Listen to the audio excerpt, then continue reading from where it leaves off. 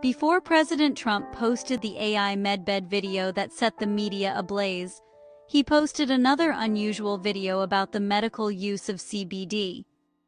At first look, this seems like a wide departure from his stoic stance of sobriety and recreational drug use, but he's beginning to soften, and now we are beginning to see why he signed the Agriculture Improvement Act of 2018, commonly referred to as the 2018 Farm Bill. It took effect on January 1, 2019. Now it looks like he's planning on more reorganization of our healthcare system, slowly phasing out big pharma. Okay, so let's take a look at this video that President Trump truthed on his Truth Social platform, and then we'll look a little deeper into how marijuana and hemp work in the body. Alright, let's take a look at this video that President Trump truthed on Truth Social, and then we'll look a little deeper into how marijuana and hemp work in the body. You can revolutionize senior healthcare. We've all heard about the major systems in our bodies, like the digestive, respiratory, nervous, and cardiovascular systems. But there's one essential system discovered in the 90s that you probably never heard of. It makes all of the other systems work smoothly with each other. Like a conductor, ensuring the different sections of an orchestra all play a beautiful symphony together. This system is called the endocannabinoid system. It has been acknowledged and studied by scientists extensively with support from the National Institutes of Health. As we age, the system weakens. As a result, the different systems in our body stop working together smoothly. That's one of the reasons older adults struggle with pain, inflammation, cognitive decline, and other ailments of aging, for which doctors often prescribe dangerous and addictive pharmaceuticals. They also recommend lifestyle remedies, such as exercise, good diet, and stress management. And while all these improve the system, it is only fractionally and over a long time. But here's the game changer. The system can be restored faster using hemp-derived CBD. When the system is restored, pain subsides, sleep is improved, and stress is reduced. When the system is restored, disease progression can slow down, and years are added to your life, as well as years spent in good health. And 20% of seniors are already using CBD today for pain, arthritis, cancer symptoms, sleep disorders, Alzheimer's, and many other ailments of aging. But doctors are not equipped to provide guidance, and there are no FDA standards for what is already in the market today. Imagine if that were the case for other medications. Older adults are suffering needlessly. Hemp-derived CBD can help them feel better, live longer, and improve their quality of life significantly. A PricewaterhouseCoopers report estimates annual cost savings for the U.S. nearly $64 billion a year if cannabis is fully integrated into the healthcare system. The groundbreaking 2018 Farm Bill, championed by President Trump, was the first step. Now it's time to educate doctors on the endocannabinoid system, provide Medicare coverage for CBD, and give millions of seniors the support they deserve. You will deliver the most important senior health initiative of the century, cementing your legacy and transforming aging care. Millions everywhere will thank you. We've been hearing that there's been discussion about legalizing marijuana, which is something that I thought we'd never see POTUS soften on. Apparently RFK or others are educating him about the medical benefits of cannabis, so much so that it looks like he's pushing for insurance coverage of CBD, which is amazing and is going to help so many people. So let's look at this endocannabinoid system that keeps us young. Imagine your body as a giant city. Each cell is like a house in that city, and on the surface of the houses are locks. These are called receptors. Now, locks don't do anything by themselves. They need the right key to fit into them. The keys are molecules like hormones, neurotransmitters, or special chemicals made inside your body. When the right key fits into the lock, it opens the door and sends a signal into the house or the cell, telling it what to do. For example, insulin is a key that fits into insulin receptors, telling cells to let sugar in. Dopamine is a key that fits into dopamine receptors, giving you feelings of motivation and reward. If the wrong key tries to fit into the lock, nothing happens. Just like you can't open your neighbor's house with your car key. This is why receptors are so important. They make sure the right signals go to the right places. Alright, so let's dive into something pretty fascinating here. One of the most intriguing receptor systems in your body is called the endocannabinoid system, or ECS for short. Think of it as your body's very own balance manager. So the endocannabinoid system has two main types of receptor locks. First, there are CB1 receptors, which are mostly found in the brain and nervous system, but they're also in some organs. These affect things like memory, mood, movement, appetite, and pain perception. Then there are CB2 receptors, which are mostly found in the immune system and throughout the body's tissues. These guys help control inflammation, immunity, and healing. Your body actually makes its own natural keys, called endocannabinoids, that fit perfectly into these locks. Two well-known ones are anandamide and 2-AG. These keys help keep systems balanced, either calming things down if there's too much activity or boosting things that are running a little low. So, how does the ECS affect the whole body? Well, because CB1 and CB2 receptors are spread across so many areas, the ECS influences a lot of things. For example, in the brain and mood, it affects memory, stress, anxiety, and motivation. In the immune system, it helps fight infections and control inflammation. In the digestive system, it regulates appetite and gut function. It also manages pain signals and nerve health in the nervous system, helps with recovery and growth in muscles and bones, and is even involved in fertility and hormonal balance in the reproductive system. Basically, the ECS works like a master key system in the city of your body, keeping different neighborhoods or organs and systems working in harmony. The weed of the 60s has progressed a whole lot. There are so many options that can be used in different ways. Think of cannabis as a medicine box with many helpful compounds. The best medicine depends on the route of administration, which is basically how you put it into your body. Each method has its own speed, effects, benefits, downsides, and tricks for dosing safely. Inhalation, like smoking or vaping.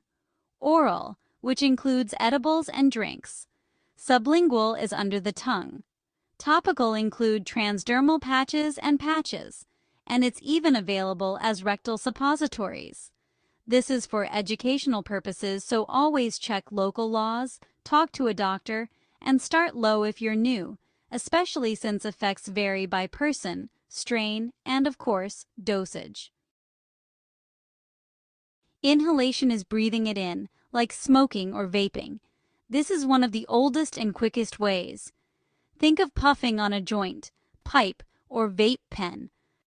When you inhale, THC and CBD go straight from your lungs into your bloodstream and zoom to your brain in seconds to minutes. There's a super fast onset with effects kicking in within 1 to 5 minutes and lasting 1 to 3 hours, so it's great for quick relief from pain, nausea, or anxiety. You can control the dose easily by taking small puffs and waiting. Vaping is often seen as cleaner than smoking since it heats the plant without burning it, but this is offset by lots of chemicals in many vapes. The big side effect with inhalation is lung irritation, coughing, dry throat, or even bronchitis from smoke. Long-term smoking might increase risks like respiratory issues or tar buildup, similar to tobacco. This method is not recommended if you have asthma or lung problems. Start with 1 or 2 small puffs, about 2 to 5 milligrams THC for beginners, and wait 5 to 10 minutes before more. Your body absorbs about 10 to 35% of the cannabinoids this way. Oral products include edibles, capsules, and drinks. You consume the cannabis in food like gummies, brownies, or pills. It goes through your digestive system, gets processed by your liver, which turns THC into a stronger form, 11-hydroxy-THC, before it hits your bloodstream. The effects last longer, about 4 to 8 hours or even more, making it awesome for chronic issues like insomnia, arthritis pain, or ongoing anxiety. There's no lung involvement, which is perfect for people who don't want to inhale. You can precisely measure doses in edibles or capsules, and it's easy to incorporate into daily routines. The onset is slow, about 30 minutes to 2 hours, so people often overdo it, thinking it's not working. The liver conversion makes THC feel stronger and more psychedelic, and that can cause dizziness, dry mouth, or even some gastrointestinal upset like diarrhea. It's not great for immediate relief, and it might interact with medications processed by the liver. Again, begin low, like 5 to 10 milligrams of THC for edibles, or even less if you're sensitive. My mom was on 2.5 milligrams and it didn't affect her head. Only 5 to 20% gets absorbed, but it really builds up. Wait at least 2 hours before redosing. Choose products with clear labels showing the THC and CBD amounts. You can eat edibles with a fatty meal to improve absorption. For CBD-focused use, try high ratios of CBD to avoid the high altogether. There are tinctures and sprays for under-the-tongue, sublingual use.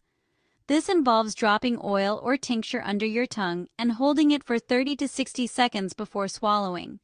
It tastes kinda nasty, but the compounds absorb through the thin skin there directly into your blood, bypassing most of the digestive system. It's faster than edibles, with onset in about 15 to 45 minutes, and effects can last 2 to 4 hours, all without inhaling. It's precise and discreet, which makes it great for on-the-go dosing. This method is good for balanced effects, like using a CBD tincture for quick anxiety relief or THC for pain without a full high. Absorption is higher, about 20 to 40%. If you swallow too soon, it acts more like an edible, with stronger, delayed effects. To minimize adverse effects, start with 2.5 to 5 milligram drops and hold for a full minute. Cannabis-infused topical products such as creams, lotions, or balms are available too. You rub it directly onto your skin, where they interact with local ECS receptors without really entering your bloodstream much. The benefits that it's super targeted for skin issues or localized pain. You can rub CBD cream on sore muscles, joints, or even acne. There's no high at all, even if there's THC in the product, so it's totally safe for daily use without any high. This method is great for things like arthritis, eczema, or post-workout recovery. Effects usually start in about 5 to 20 minutes and last a few hours. Keep in mind that topical administration doesn't help with whole-body issues since it stays local. Warming the area with a hot towel can boost absorption without increasing the dose. Transdermal skin patches are similar to topical products, but patches slowly release compounds through your skin into the bloodstream over hours or even days. The benefits include steady, long-lasting delivery, anywhere from 8 to 72 hours, for consistent relief. Since it enters the blood directly, effects are systemic, or whole body, but still pretty controlled. It's discreet and hands-free. Just stick it on and forget about it. The onset is slower, usually 30 to 60 minutes, and if you remove the patch, you might notice a sudden drop in effects. Start with low-dose patches of 5 to 10 milligrams over 24 hours. Always rotate patches to prevent irritation. Rectal suppositories are less common, but you insert a suppository into the rectum, where it absorbs through mucous membranes. This route of administration has a high absorption of about 50 to 70% because there is such great blood circulation in the area. Also, there's minimal processing by the liver, so THC doesn't get super intense. You get a fast onset, usually 10 to 30 minutes, and the effects last 4 to 8 hours. Since it bypasses the gut, there's no nausea, making it useful for severe pain, seizures, or when oral isn't an option, like during vomiting. Start at 5 to 10 milligrams and lie down for 10 minutes after insertion. If you're worried about getting high, start with CBD only. So the best route really depends on your needs, and there are many options. Inhalation for speed, oral capsules or edibles for longer effects, and topical for local fixes. Inhalation and oral methods tend to have more side effects because of higher systemic absorption, while topical and transdermal options are gentler. If you're using cannabis for health, strains matter too. Different strains are broken up into 3 types: indica, sativa, or hybrid, and they are produced for varied medicinal effects due to their unique chemical profiles, including cannabinoids like THC and CBD, and terpenes. Indica strains are often high in CBD and sedative terpenes. They are great for pain relief, muscle relaxation, and insomnia. Sativa strains are typically higher in THC and energizing terpenes like limonene. The effects are uplifting, cerebral effects which makes them good for depression, fatigue, attention disorders, and creativity. Hybrids blending the traits of both and offer very tailored effects depending on their dominant characteristics. For instances, they can provide pain relief with mild euphoria. Cannabinoids and terpenes work synergistically, causing even more specificity, allowing patients to target specific symptoms like inflammation, anxiety, or nausea with greater precision. The choice of strain for medicinal use also depends on individual patient needs and responses, as well as the condition being treated. For example, high CBD strains like Charlotte's Web are prized for epilepsy management due to their non-psychoactive, anti-seizure properties, while high THC strains like OG Kush may help with chronic pain or appetite stimulation in cancer patients.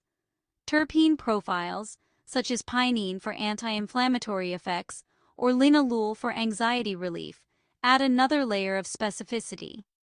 Effects can vary due to factors like dosage, consumption method, and individual physiology, making strain selection a personalized process.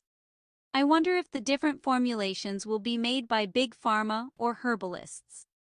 As research and acceptance grow, marijuana's return as a medicine offers hope and healing, reconnecting ancient remedies with modern science.